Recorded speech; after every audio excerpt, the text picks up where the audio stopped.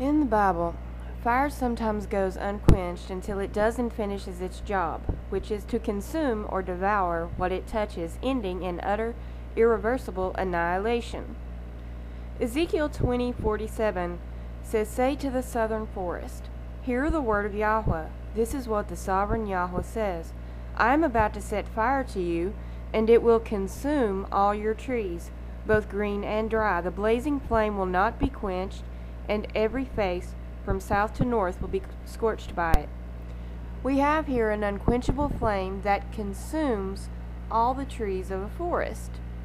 So if Scripture uses the phrase, namely unquenchable fire, in such a way, why is it apropos for Christians to assign it the opposite meaning from the one Scripture truly does? According to Scripture, a fire that cannot be quenched consumes. It doesn't preserve infinitely whatever it touches. Unless you somehow inexplicably and unreasonably believe the consumed and destroyed forest is still burning alive and intact in those unquenchable flames, with the trees still standing tall. If one were to go there right after such an event, would the trees still be standing up burning and never being consumed? Or would the forest be destroyed and quite literally devoured? Let's examine another text wherein Scripture will again define its own phrases and terms for you. In this particular case, unquenchable fire is the widely misused phrase and concept in question, so that you won't have to rely upon tradition or fallible uninspired preachers to do so. Amos 5:6 says, "Seek Yahweh and live, or he will sweep through the house of Joseph like a fire. It will devour, and Bethel will have no one to quench it." So yet again we have a fire that cannot be quenched, devouring as opposed to preserving infinitely. Yet typically Christian traditionalists wouldn't hesitate, due to deceptive tradition and powerful indoctrination, to assign this phrase with the opposite meaning of the one Scripture deliberately and explicitly articulates. It's neither sound nor remotely okay to do so, considering the doctrines that result from such unfathomable and egregious misuse. If you don't want to believe the Old Testament inspired writers, how about the New?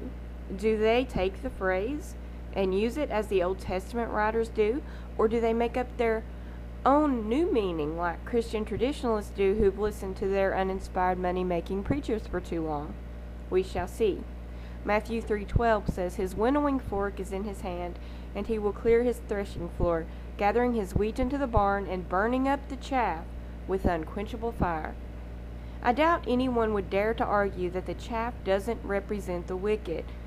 Katakeo, sorry, I don't know how to pronounce that, is the Greek word for burn up in Matthew 3:12, and it literally means to consume wholly or burn up utterly. So what it sounds like is John the Baptist using a phrase he borrowed from Old Testament writers and proceeding to use it in the exact same way they did. If it consumes and destroys whatever it touches, why suggest it doesn't? And John didn't mean an eternal consumption whereby nothing was ever literally ever destroyed by a bona fide devouring, for that would be another absurd attempt to assign the phrases he borrows from Old Testament writers with the opposite meaning they've already aptly assigned them. Yet again, kind of desperate and definitely unwarranted. Simple questions in summary. What does unquenchable fire do to the southern forests in Ezekiel 20:47? So simple. What would the unquenchable fire do to the house of Joseph in Amos 5:6? So simple. What would unquenchable fire do to the wicked in Matthew 3:12? So simple. Do you believe it? Or have you assigned this phrase a new meaning to preserve a teaching and philosophy of men? This isn't me looking to scholars or preachers or books other than Scripture to make arguments, although that could be done to support this case, of course. This is a simplistic kindergarten reading of obvious texts to come to an easy and sound conclusion that disagrees with the majority of Christians, astoundingly enough. Those who inexplicably believe unquenchable fire never consumes or devours, in quite the way Scripture says it does, explicitly. This to me is not only concerning, but downright easily resolved to any unblinded eyes. It really is as simple as reading the text where this concept is used and proceeding to believe Scripture's usage instead of a man-made misuse of it. If one desperately attempts to assign, consume, or devour a meaning as anything but what those terms naturally mean and lead to, it will ultimately become a desperate and ridiculous exercise in futility, considering the fact that there is simply no arguing with the fact that forests don't get infinitely consumed or destroyed in fire, wherein they don't burn up literally in an act of irreversible destruction.